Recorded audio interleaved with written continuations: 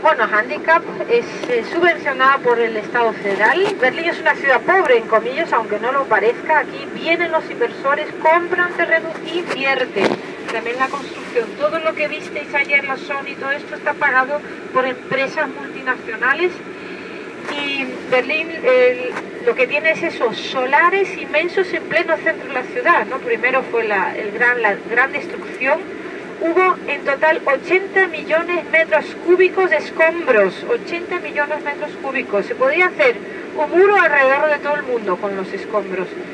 Muchos de los escombros fueron reciclados, es decir, las mujeres, después de la guerra, las famosas mujeres de los escombros tienen que sacar los ladrillos, limpiarlos, todos los ladrillos que se pueden reusar, eso también es una mentalidad muy alemana, almacenar los ladrillos para después usarlos en la reconstrucción.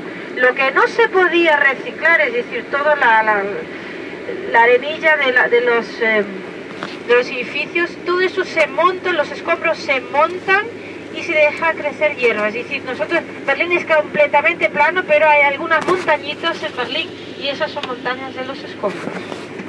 Aquí por ejemplo también un edificio imperial a mano derecha. Imperial es siempre la época 1870 hasta 1919.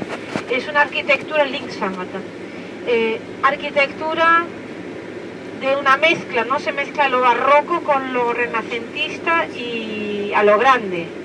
También lo llamamos el historismo o el eclecticismo.